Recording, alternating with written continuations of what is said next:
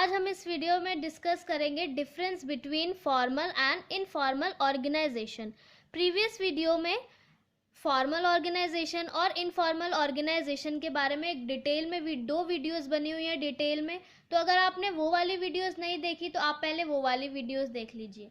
अब हम इस वीडियो में एक टैबुलर फॉर्म में देखेंगे कि क्या डिफरेंस है फॉर्मल और इनफॉर्मल ऑर्गेनाइजेशन में। सबसे पहला पॉइंट है बेसिस फॉर्मेशन। किस बेसिस पर फॉर्मल ऑर्गेनाइजेशन और इनफॉर्मल ऑर्गेनाइजेशन बनती है। तो सबसे पहले देखते हैं formal, formed deliberately in a planned manner, और informal gets created spontaneously without any planning। जो फॉर्मल ऑर्गेनाइजेशन होती है वो ऑब्वियस सी बात है एक प्लान्ड मैनर में बनाई जाती है, ठीक है। और जो इनफॉर्मल है वो क्या करती है, वो स्पॉन्टेनियसली बन जाती है विदाउट एनी प्लानिंग, अपने आप क्रिएट हो जाती है बिना किसी इंटेंडेड एफर्ट्स के, है ना। तो ये हो गया कि कैसे फॉर्म होती है। नेक्स्ट पॉइंट है पर्पस।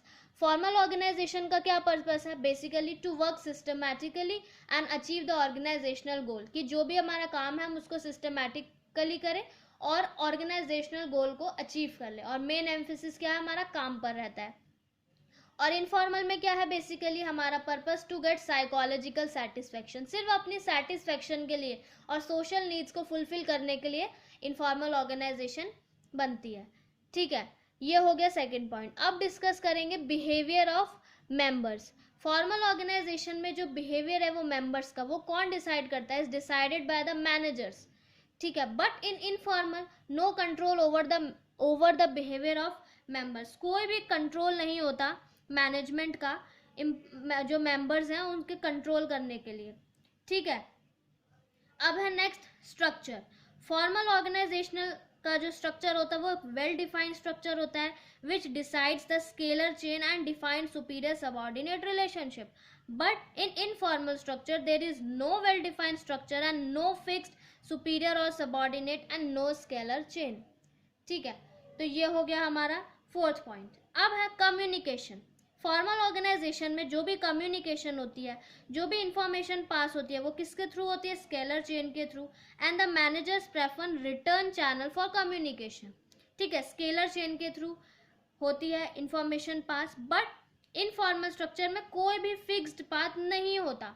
अगर किसी भी लोअर लेवल एम्प्लॉय की जो फ्रेंडशिप है वो कंपनी के बॉस से है तो वो उससे बात कर सकता है सिंपली, क्योंकि वो उससे क्या है, उसकी फ्रेंडशिप है। तो कोई भी फिक्स्ड पार्ट नहीं, अगर उसको कोई भी इंफॉर्मेशन बतानी है तो वो उसको डायरेक्टली भी बोल सकता है, वो कोई भी स्केलर चेन को फॉलो नहीं करेगा, ठीक है। तो इनफॉर्मल ऑर्गेनाइजेशन में कोई फिक्स्ड पार्ट नहीं होता। देन बोल रहा है leadership. 6 point leadership. Direct in formal organizational structure there is direct relationship between the authority and the leadership. Formal में क्या है, डायरेक्ट रिलेशन है लीडरशिप और अथॉरिटी की। क्यों, क्योंकि जिसके पास हाईएस्ट अथॉरिटी होगी वो क्या कंसिडर किया जाएगा, लीडर। और जो मैनेजर्स हैं, generally managers act as leaders, जिनके पास ज़्यादा अथॉरिटी होगी वो क्या होंगे, सुपीरियर होंगे या मैनेजर्स होंगे, ठीक है, लीडर होंगे। और इनफॉर्मल में क्या होता है, कोई रिलेशनशिप ही नहीं होता अथॉरिटी और लीडरशिप का, क्योंकि इनफॉर्मल में क्या होता है, अगर कोई भी ग्रुप बना हुआ, इनफॉर्मल ग्रुप बना हुआ, कुछ 5-6 फ्रेंड्स हैं तो, और अगर कोई लोअर लेवल का भी है उस ग्रुप के अंदर तो वो भी लीडर हो सकता है, लोएस्ट अथॉरिटी का है वो। फॉर्मल ऑर्गेनाइजेशनल स्ट्रक्चर में वो लोएस्ट अथॉरिटी का है, बट एक इनफॉर्मल ऑर्गेनाइजेशन में वो लीडर भी हो सकता है ना, क्योंकि इनफॉर्मल ऑर्गेनाइजेशन स्ट्रक्चर में है वो, क्योंकि कोई रिलेशनशिप ही नहीं है अथॉरिटी और लीडरशिप का, ठीक है। अब है 7 पॉइंट स्टेबिलिटी और ड्यूरेशन।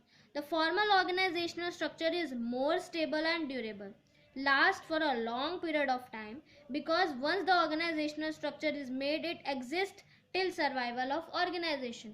तो फॉर्मल ऑर्गेनाइजेशन क्या है, स्टेबल है और ड्यूरेबल है, बट जो इनफॉर्मल है वो बिल्कुल भी स्टेबल नहीं है, because employees can change their friendly and social group whenever they Dzire.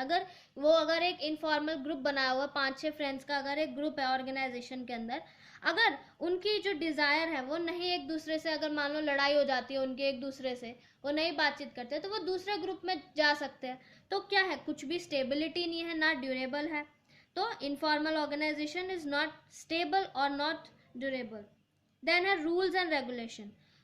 Simple सी बात है, फॉर्मल ऑर्गेनाइजेशन में क्या होगा, स्ट्रिक्टली जो एम्प्लॉयज हैं उनको स्ट्रिक्टली रूल्स और रेगुलेशन फॉलो करने होंगे, और अगर वो फॉलो नहीं करते तो उनको पेनल्टी भी भरनी पड़ सकती है। बट इनफॉर्मल में कोई रूल्स और रेगुलेशन ही नहीं है और कोई भी पेनल्टी भी नहीं है, ठीक है।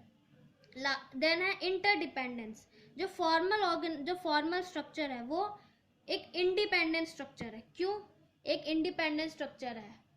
और which can exist systematically after the organizing process is over। But जो इनफॉर्मल स्ट्रक्चर है वो पूरी तरीके से डिपेंड करता है फॉर्मल ऑर्गेनाइजेशनल स्ट्रक्चर पे। अगर फॉर्मल ऑर्गेनाइजेशनल स्ट्रक्चर ही नहीं होगा तो इनफॉर्मल तो बन ही नहीं सकता। तो जो फॉर्मल स्ट्रक्चर है वो क्या है, इंडिपेंडेंट है, बट जो इनफॉर्मल है वो डिपेंडेंट है फॉर्मल पे। The last point, flow of authority. Authority flows from top to bottom. Formal organization में क्या है, जो ज़्यादा अथॉरिटी वाला है वो मैनेजर होगा, अथॉरिटी ऊपर से नीचे टॉप टू बॉटम फ्लो करेगी। और इनफॉर्मल में authority can flow in all the direction, किसी भी डायरेक्शन में अथॉरिटी फ्लो कर सकती है। तो ये था हमारा difference formal and informal organization के बीच में। Thank you so much.